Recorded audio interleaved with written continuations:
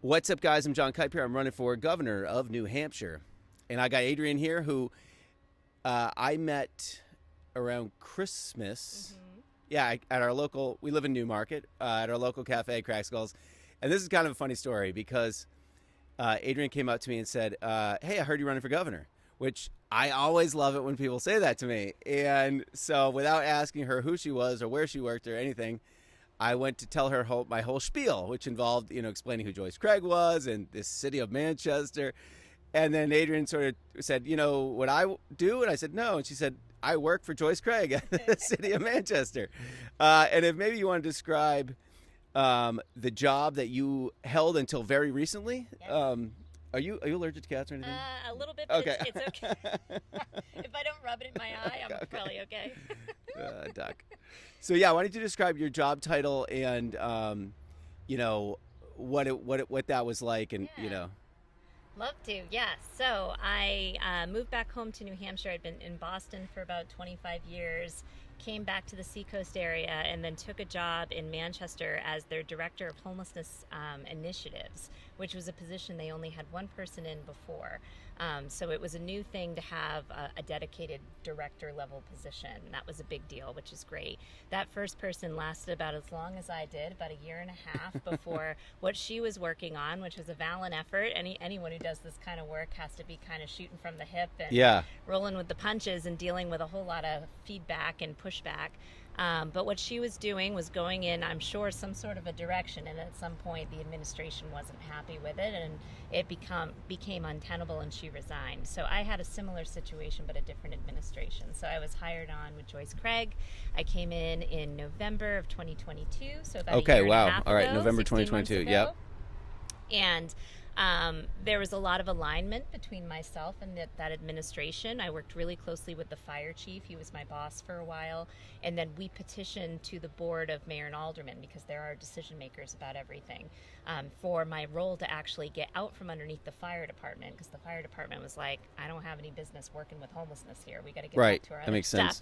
Every department really feels like that. We felt strongly that we needed to go ahead and pull out the position to become its own department so it could really tackle homelessness, because it's not just homelessness, it's housing instability. Yeah. Right? It's this concept of what do we need to do to develop housing, to make people thrive in housing? How do we help create sustainable situations for them and have wraparound services for those that need it, in addition to managing things like what does street homelessness do to a community, and what do we need to do in order to get those people connected to something, right? So there's lots of different versions of it, but it really needs a big focus. So we made a Department of Housing Stability, and I became the director of that department. So as a department head, I really worked directly with the board, and that was really, really tough for me.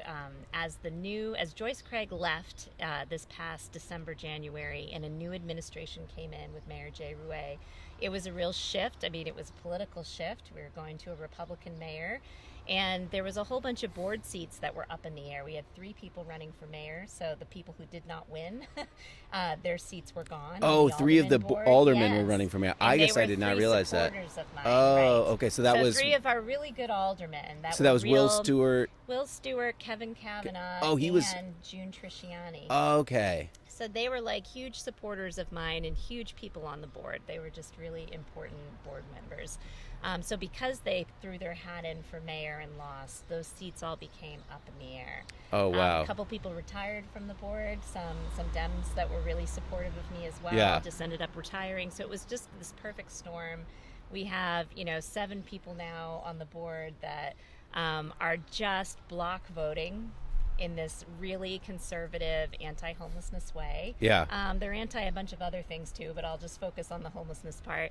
And it just became untenable. And I had a lot of hope in the beginning of the administration, because I think Jay Rouet is a smart man. I think he did a lot of really good things that impressed me in the beginning, where he met with people. He seemed to meet with everyone I could imagine he would need to meet with in order to get a good introduction to homelessness in Manchester. And he seemed to ask really good questions and was pretty engaged.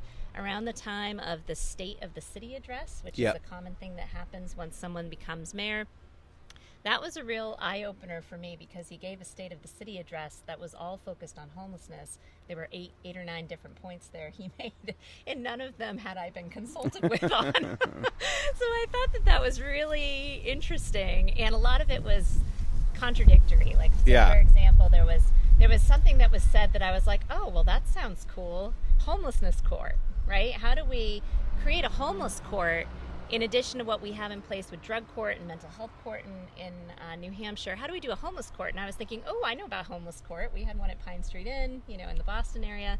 I was like, oh, that's awesome. I can't believe he wants to do that. And then right next to homeless court is criminalizing people and making sure that people are arrested for being out on the street and following the big Supreme Court case that's going on right now, right? So on one hand, he's all gung-ho about how we're going to arrest everybody, and then the other hand, he's talking about homeless court. So as these things rolled out, I was further and further confused. I tried to get in there and say, like, listen, you're talking about two things that don't even make sense here. Do you realize that? What is a homeless court? Is that so? And we learned more about it. We had one meeting before I ended my term there, but we had one meeting where we invited really cool people from the drug court, really cool judges and people that were involved in that, and we talked about what homelessness court should be. We had our solicitor's office there. We did some research, and there's a few examples of this across the country. I mentioned Boston has one at the Pine Street. But the main thing about it is it's really for low-level offenses where you get fines for things that homeless people get fines for all the time. Non-violent things like urination in public, or encumbering a sidewalk, or being somewhere in a park where you're not supposed to be after dusk, like that kind of stuff. And those are the things that are just tripping people up all the time. It's causing them all kinds of wear and tear. It's just making it difficult for them to get into housing, difficult for them to get a job. And the concept is that you bring the court to where the people are. So you do it someplace like I had opened this engagement center in Manchester. It's still there for now. We'll see what the aldermen do with it. But that engagement center would be a perfect place to have homeless court. The judge comes to them. You have it at a standing time, so someone shows up to get a meal at the engagement center, and they're like, I've got stuff I could clean up. And they go and they meet with the judge in this environment that's really supportive. There's people there that are like, hey, I'll sit with you. I'll talk to the judge. It'll be cool, And the idea is that they get annulments for their fines. It's like kind of washed away, that they don't have to deal with that. Their record's more clean, and maybe there's some things that you might want someone to do.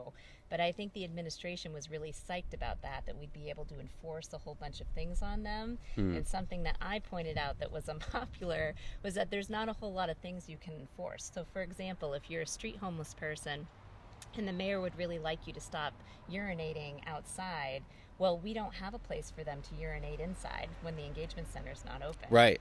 And it's only open the hours I was able to afford to open it. Right? So an example like that is you can't say, like, hey, you can't pee outside, but we're not going to give you a place to pee. And you can't say, hey, you need to come into a shelter bed when all the shelter beds are full. What are you going to do? So people can't comply with certain things. You can't even say, hey, you have to have a mental health therapist and a psych evaluation. Well, there might be 3 or 4 months you're waiting for that.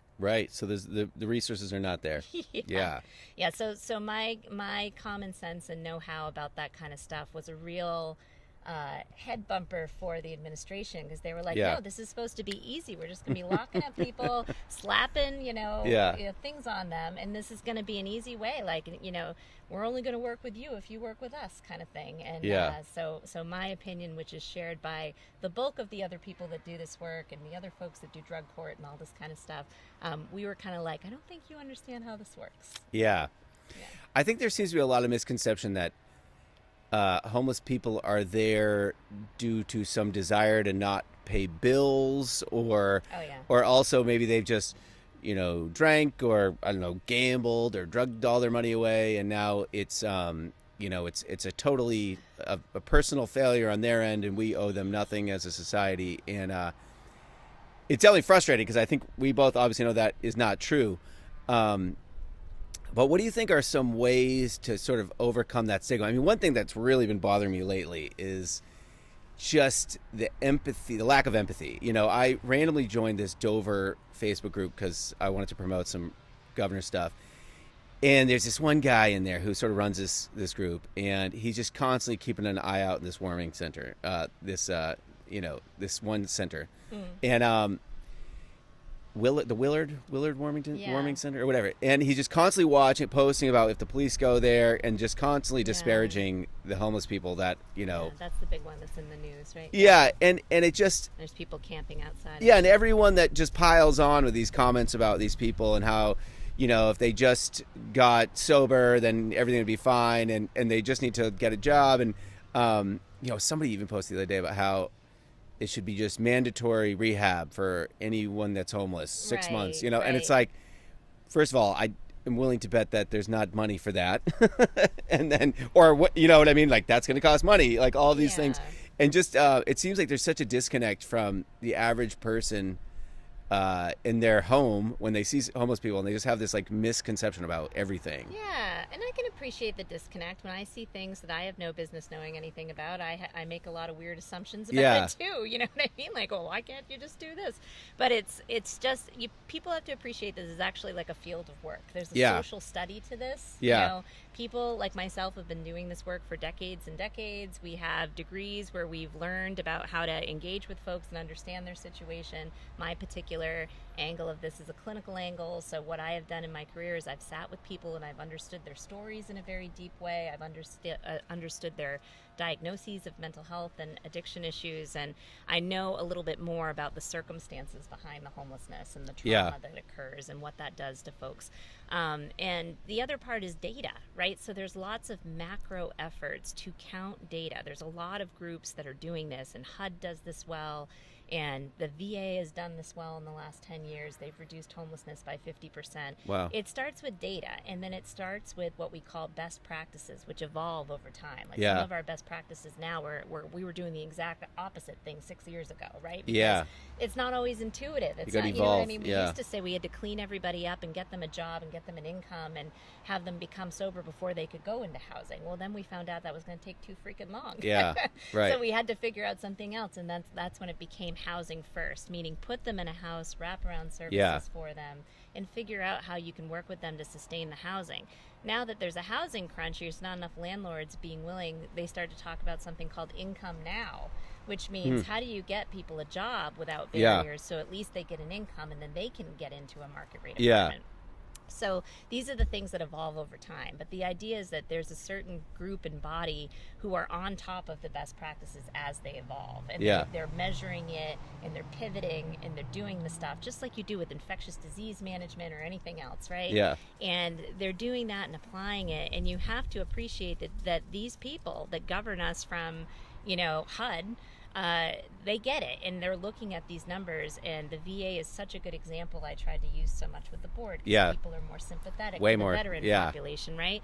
Is tried to say, well, if you don't believe me, let's look at what's happened here. If we implement these same type of programs, if we spend money on these same type of things, this is the result that we can have, Did you feel that when you were in that position that you were, I think you definitely felt like you made progress, I think, right? And that the situation was improved. And I guess I wonder if you had been, if you had the perfect mayor, or if you were somehow both the mayor and your job, or what would you have done, what would you have done differently, or what did you want to do that you weren't able to do, I guess? Yeah, it's that little bit of having an expertise in a field, right? So every department head is an expert in the area that they oversee, and that is a resource to the board. The board is supposed to be a group of lay folks that don't necessarily have a background in everything that's going to be needing to happen across the city, from waterworks to homelessness to whatever, right? So whatever it is, you need to trust the body of the department and all the resources connected to it. So in my case, I was just a department of one, and then I had an assistant, and then but beyond that, we were partnered with all of the community partners that do this work, right? So Manchester Mental Health, Healthcare for the Homeless, Families in Transition, all the groups that provide the services, the veteran services, all of that. That group of people were my group of people, right? Like, this is the work that we all understand and that we're doing all the time, and the group that needs more of the resources to do more of the work. So the administration would be wise, and the board would be wise to tap into me as the liaison in this entire group of people, which we call the continuum of care, and to lean in there about what's working, what's not working, Yeah. where's your data, what's happening here, what do you need, what could we do together? And that's how this kind of thing happens. And you Yeah. see this happen in other communities. Like for a while, I just thought I was nuts. I was like Googling other communities in Denver and, different places and watching their city council meetings and watching their person for homelessness talk about supportive encampments they're doing and all the success that they've had. And just watching the way that other communities actually are compassionate and lean into these things and have blind faith a little bit and try things out and watch them. Yeah. And it's just like, this is silly that something like that wouldn't work in Manchester. Yeah. And I think this administration was just anti-expert. It was very, Trumpian, the way that they wanted to kind of, feel like they had all the information they needed inside their own heads and their own personal experiences with recovery or family members who'd been homeless. Like this was all they needed to know. And this was before Jay? Is this Joyce or this? To a degree, there's folks on the board in our last go-around. Yeah. But in this new one where it became 7 people plus the mayor that were really, really conservative in their voting around homelessness and just, I would say, kind of anti-homeless, right? Yeah. Wanting homelessness to go away, but being anti-homeless people. Yeah. Like, that's kind of the bent. And of course, the other folks on the board, the 4 or 5 that I could rely on for their votes, they're amazing people. And these are people like Dan Goonan, who was the fire chief forever, who opened Safe Station. And he knows these things on a deep level. Yeah. He knows things on a level that's closer to how I understand things. Because he's there. Christine Fajardo takes shifts at Waypoint Youth Shelter and does overnights when they need fill-in. Like, so these are people that have really gone out of their own comfort zone to like understand an issue that wasn't necessarily their training. Totally. And they get it. So that's kind of the issue with the board. So basically, this current board outnumbered. Last year, I had a friendly board. Yeah. More people were on my side than not. And this is just what happens when political sea changes occur. Yeah. Right? So it was just a matter of time before they were just going to say, what is this woman talking about? Like, she's just... Yeah. Yeah. And so it just became untenable, basically. Yeah. I'm going to stop this and start another one. Yeah, so one of the things that I didn't dare bring up in the last administration or in this administration, certainly, was the idea of supportive encampments. No, I didn't see this, but I had somebody come into my restaurant a couple of years, maybe a year or so ago. And actually, it was probably 6 months ago because we were talking about my campaign. But they said, they were like, I was in Manchester at one point, and they had, the tents were all sort of set up neatly, and there was a porta potty, there was a dumpster. I think that was maybe a COVID thing. Yeah, that was not an example of a supportive encampment. So that's one of the things. So Manchester got burned on that because I think from a public health perspective, a bunch of folks tried to do a go-around of giving people some hand-washing stations and some porta potties and some police presence in order to provide some modicum of safety because of COVID, and they had to depopulate shelters, right? So it became an ethical issue because we knew that the shelter beds we had to be depopulated, meaning like getting more space in between people in shelters. Right, for 6 feet. So the folks that were outside,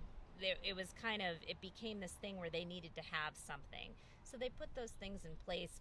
Some of the advocates I've heard of, I heard someone from the VA say at one of our continuum of care meetings that they felt like it was working fairly well because they were going there to service their vets and they could find them. Yeah. And, it was a better situation than not having the porta potty and all of that. But I think from the municipal side of things, it was complicated to manage. These things are operational nightmares. Yeah. Even running an emergency shelter is an operational nightmare. Bed bugs.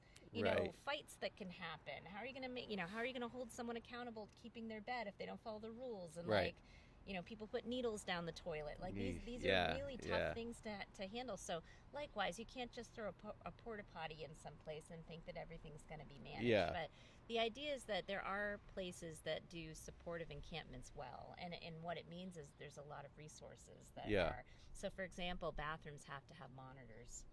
They have to be cleaned after people use them. You have to be able to manage safety for the person who's coming in after that person and for the person who's in that bathroom, right? The bathrooms should be single bathrooms. They should probably have a mirror where someone can see their face or put a contact in, right? Like these are things that are normal, that people need and are dignified.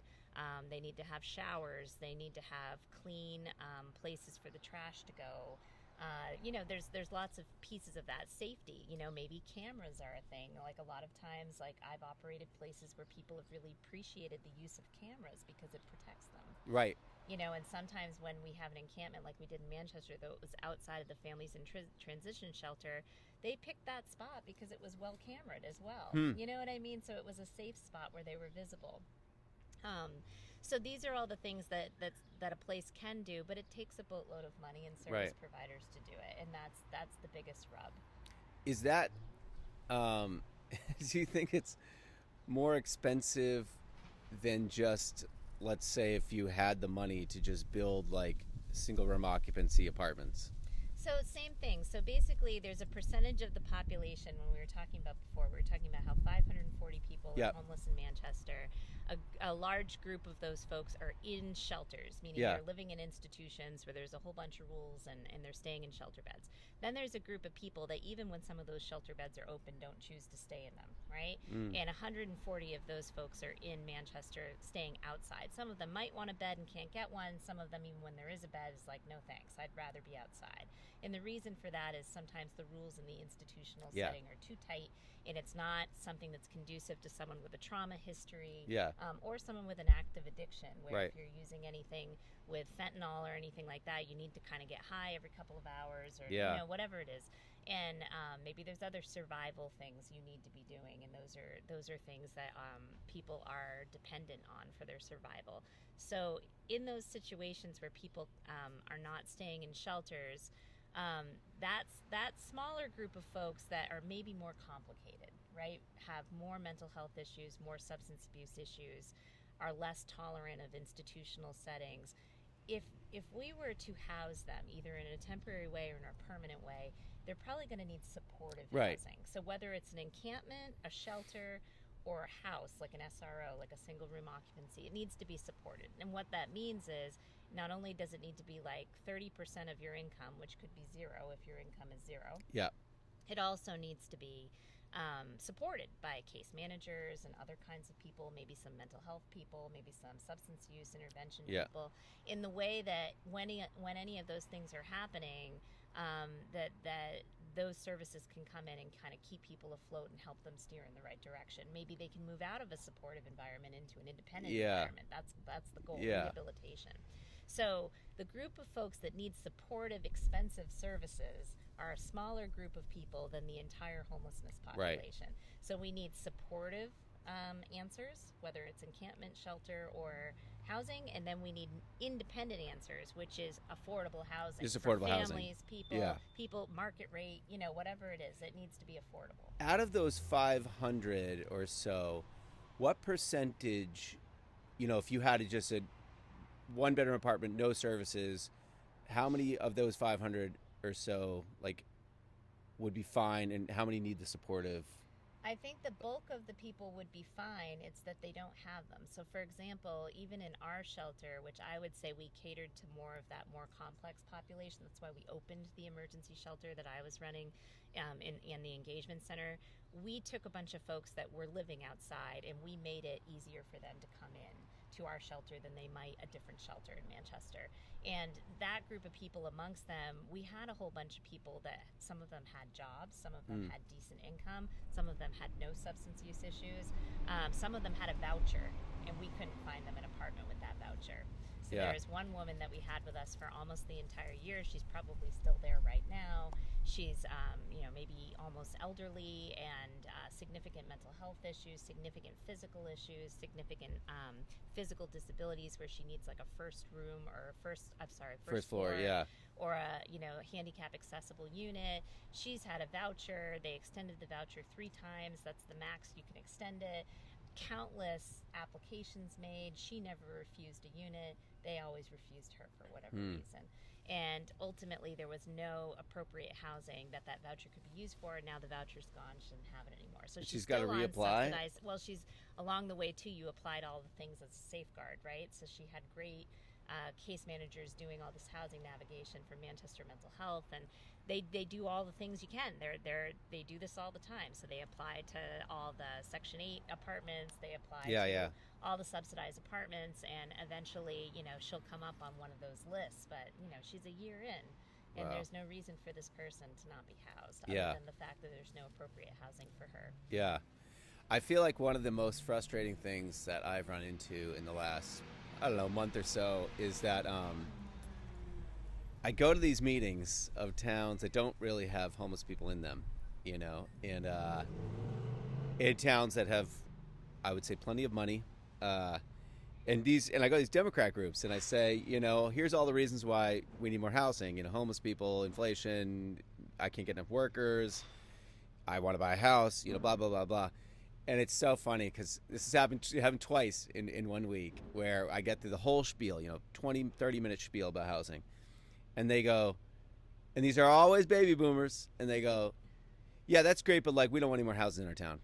And when I talk to them, I'm like, well, what do you not want? They're like, oh, well, it's just going to be all these cars, and we don't have a wastewater treatment plant. We didn't want to invest in that, so we're kind of too bad, like, and even like I say stuff like this is a statewide problem, and there's people that used to live in Newmarket that are, I'm sure, homeless in Rochester or Manchester, or there's people that probably lived in some of these towns that got priced out and pushed out, and now they're homeless, and it's just so funny because they want so badly to hear that there's a solution other than we need to build more housing in pretty much every town in New Hampshire. Yeah.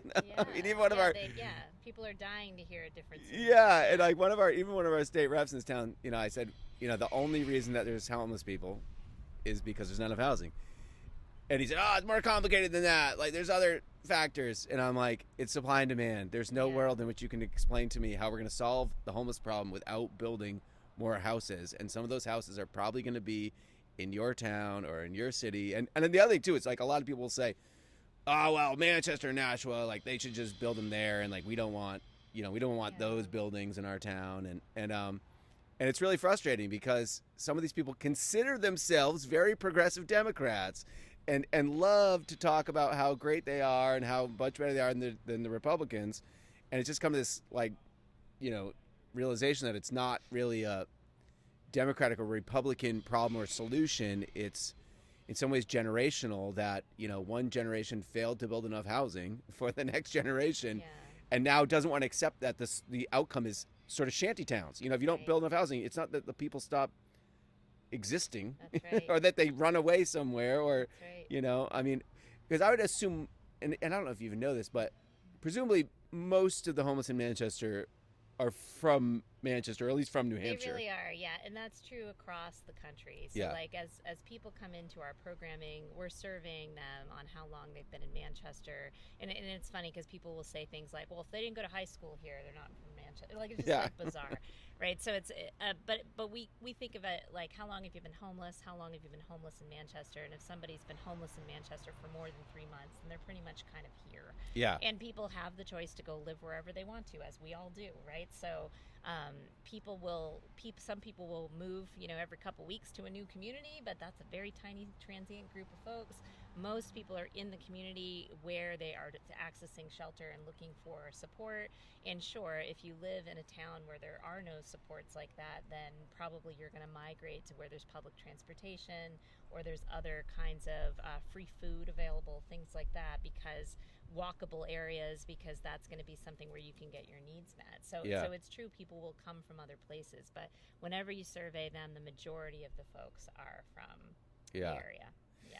It's funny, I was helping during the pandemic, I think this was middle of 2020, I'd gotten what I thought was an outrageous amount of money from the government in terms of unemployment checks, and we're all getting these different stimulus checks and the restaurant revitalization fund and PPP loans and EIDL loans, and I thought, I got to give some of this money back. So I started. I had a friend who had helped start a free store with MARF, New Hampshire Mutual Aid Resource Fund. They were doing one in Manchester and one in Rochester, and it was really funny because I was like, "Hey, buddy, I'm going to make some burritos. You're going up there to stock the store anyway, so you can take them." And it was so funny because they were like afraid to give out food in Rochester because in Manchester they'd gotten some pushback from the police, and it became this whole from thing. The health department, Yeah, and it's so funny because basically my knowledge of like the way licensing of alcohol and food in New Hampshire is that if you're not selling it, there's really nothing for them to regulate. At least that's from the state's perspective. Like you can do a BYOB in a restaurant or a bar or whatever, or not in a restaurant, not a bar, but or like a hair salon. You can give away beer, and if you call a liquor commission and ask them about it, they said, our job is to regulate the sale of alcohol. Same with the health department is they regulate the sale of food. If you want to open a soup kitchen, you have to get a permit, but they don't even inspect, But then the city of Manchester must have added on another level of regulation that does not apply, that the state doesn't have. Right. That's probably true. Yeah, people are very concerned about making sure that homelessness is not easy for anybody. Yeah.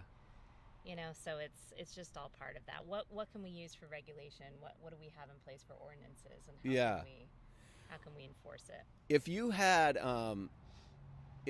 the money, if there was like an infinite amount of money, do you think it would be better to invest it in like I was saying, housing or more shelter beds? It's a combination. Or is it a combo? Okay. It really is a combo. And you got to right size it to that data, right? Yeah. So like if there's, let's say 30% need that supportive thing, then that's where that needs to go. If it's this percent need this kind of thing, then that's where that needs to go. Yeah. So like, for example, like doing something like taking the Comfort Inn in Manchester, getting a developer to come, making those all, single occupancy or efficiency kind of units is a fast way to get a supportive housing program that's housing first, and figuring out a way to entice workers to come. Where are they going to live as well? Right. There's got to be housing for them to live. Maybe there's a dormitory where case managers live, and that becomes subsidized an that they have affordable community, right? Because the case managers are probably not making particularly large amounts of money they're either. Marginally on the fringe of homelessness themselves. Yeah, that's that's one of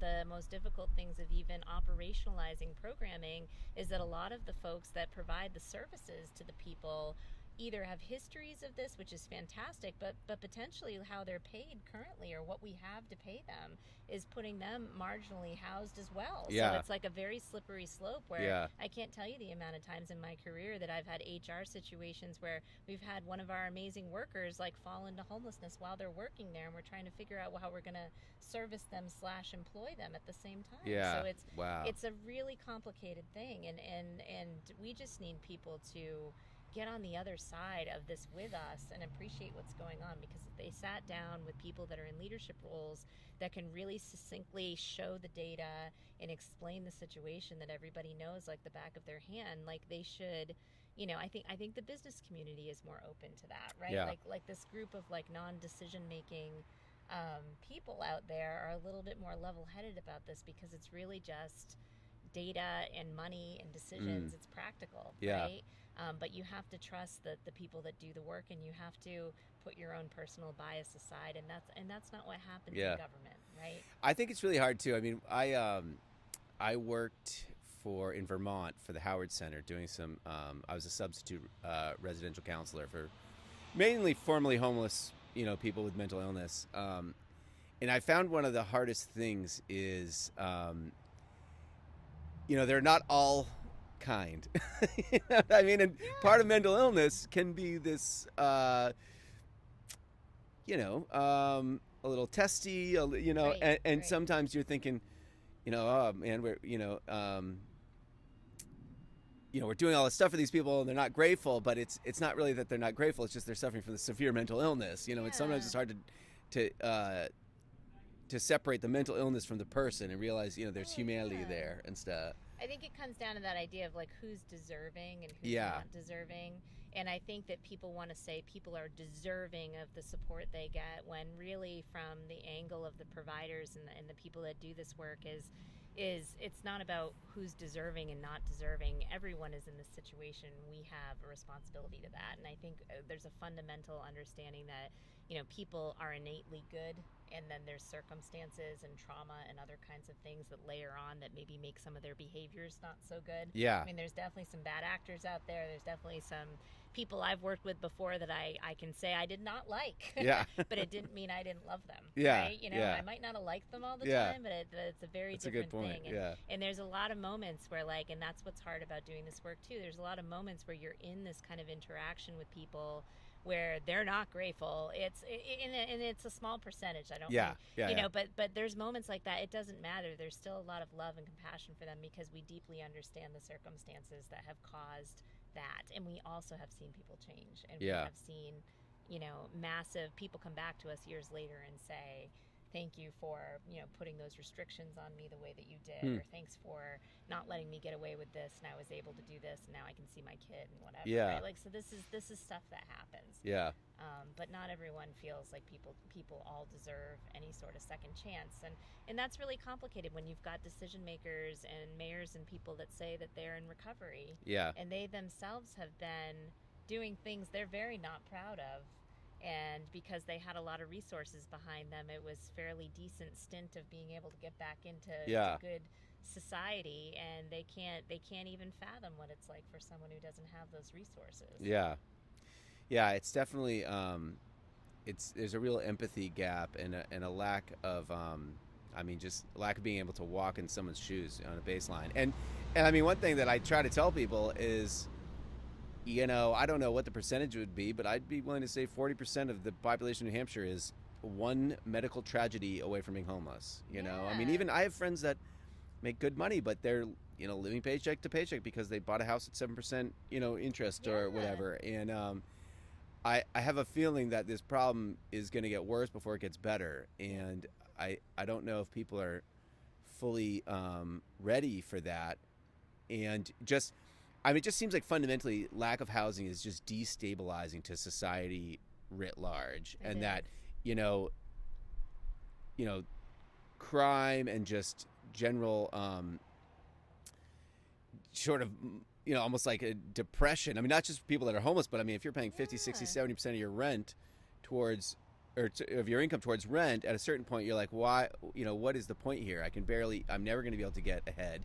And, so what would you say is the best way to, if you're trying to convince someone who is compassionate, it seems compassionate, but is reluctant to accept that their town needs more housing? How do what's the argument? That was what I tried to do, right? Yeah. I mean, I just thought for sure if I can get a year's worth of data under my belt, and I really focus, I do the best I can, I put it all together, and I have like a really good looking set of data, they're going to be like, you know what? I'm seeing what you're, I just thought for sure, but it seemed like the common sense and what I was showing them was still met with people who fundamentally wanted to literally ignore what I was saying or potentially denounce it or say that I made up the data, make a comment that, there were typos all over that report, or I don't even know, but anything you could throw the book at. I mean, they're just literally, aldermen would say things like, I don't know what's going on with this situation, when they had a conversation with me about it the week before. Like, it was outrageous what people were willing to go to bat for and to not be honest about. And that is not something that you can change. So there's a group of those people that influence another group of people that maybe could change. Yeah. So sometimes you can get some of them to come to your side, but that's the work of it. And if you've got an outnumbered board, that's a tough road to go against. Did you feel like a lot of it was performative when the meetings were happening, and that maybe if it was not televised or potentially not in front of the public, and that's interesting. That's a huge thing. Like, it doesn't happen like that in Nashua, right? Like I mean, Newmarket, nobody's watching, so we, at the town council meetings, I mean, if you haven't checked out one of these Board of Mayor and Alderman meetings, like check out the one I last did on April 2nd. I mean, it's a real doozy. You go to Manchester Public Television, go to On Demand on Channel 22 there. Check out the April 2nd board meeting. If you just want to have a taste of the craziness of the government process in Manchester right now, you can have a good sense of what I was up against. But do you want to talk about how your sort of last, I don't know, was probably a month or so before you got, I guess, I don't know if you got fired or departed, however you guys figured that. Do you want to talk about that? Yeah, no, I'd love to. Yeah, I think it's a good example of, I really felt like as a social worker who's been more programmatically doing this work in the community, my attempt to work in local government was to infiltrate local government so I could be an influencer from the inside, because the advocates and the different folks that do that advocacy work, amazing, but as they know and as we see, sometimes it falls on deaf ears, right? So you can come and you can protest, and all of that's important, and it means a lot, especially people like me that are doing some things that are pushing into that, or people who do legislature and stuff. That's amazing, but you need to be in there in a way to actually be able to talk with these folks. Yeah. So that was my hope, was that I could make a case for things, and I could, I don't know, liaise in a way that like could actually they could hear it differently. Yeah. With the data, with saying, hey. With the data and with the communication and with my having a relationship with them or sitting down with them and like being like, hey, Chrissy Cantor, let's go have a bagel together. I don't know. I really thought this was the way that something like that could happen. Yeah. At the end of the day, I was blue in the face 3 months into this new administration with all my data I was so proud of. Yeah. I gave them the kind of like, swan song of data there and said, here you go. Now we can really start talking about what changes we need to make. This is so exciting. We've come to this point together. Yeah. And they were just like, why haven't you gotten them a job? And why are they all sex offenders? Yeah. And it just became this really ridiculous conversation. And at the end of it, they were just doing as much as they could to kind of say, even though you're the department head, we make the decisions as the board. And so everything you're going to do, we don't like that you let people into the shelter that maybe are using substances, right? So we're going to cut that out, right? Yeah. We actually don't even like that you're not at the shelter all the time. That sounds strange. We're going to put your office there. Yeah. We actually don't like that you do this and that, so we're going to change that. So they just were doing all this like overreaching and basically like, you don't get to make any decisions, Adrienne. Yeah. We're going to make them all for you. And I wasn't having it. So Yeah. at the end of the day, I went on the conservative show, Drew Klein, which is another good one for people to check out. It's a radio show, and I'm often on it because he'll call me, and I'll go on in the morning when I'm driving into work or whatever. Oh, that's But funny. I went on, and I just decided to like let loose about just everything I thought about what they were doing and how they were politically posturing and how I didn't appreciate it and how this is going to go for the next 2 years, and we can all expect these bad decisions when they relate to homelessness, and criminalization is not going to solve anything and all of that. So I went ahead and ripped that open, and of course immediately the mayor was trying to fire me based on that insubordination. Right? To say like, you can't talk about the alderman like that, you can't talk about us like that. But my lawyer, who I had a really good lawyer, just from people, because I don't know people in Manchester, right? People were outraged. People came out from the woodworks to be like, this woman is being like horribly mistreated. It's ridiculous. Somebody called in and said, you should get this lawyer. Oh, no way. That's Which so I funny. did, and he was fantastic. And he's like, his name's John Mayer. He's a fantastic employment ACLU guy from back in the 70s. That's great. Really cool, really sweet, loving guy. And amazing. So he helped me understand that it's really a free speech issue. So if you go on a radio show, you don't necessarily represent the city of Manchester with everything you say politically. You have to be a person. So really, department heads can go ahead and city employees can go ahead and say whatever they want to some degree. They have to be careful, like how they introduce the information. To say they're not working for the city when they're on the phone. Exactly, Or whatever. and that's a real free speech thing, and allows you to protect yourself, because I'm beaten up on Facebook Live and public television and by the aldermen talking about me and talking about physical attributes of people I work with. I mean, it's disgusting. Crazy. And so you have to be able to push back in some way. So apparently you can, and if the city doesn't agree with you, you could sue them. So at the end of the day, they really wanted me to resign, and they wanted me to resign because they didn't want to terminate me and then have me sue them. Oh, yeah. And then there was going to be a termination meeting if I didn't resign. That was supposed to be some Thursday night meeting, and I didn't resign yet because I wanted to make sure I could get a settlement of some kind, because I was going to lose my job. I'm a single mom. I was afraid I was going to, lose. I rent an apartment. I was afraid I was going to, if I didn't have something to float me to another job.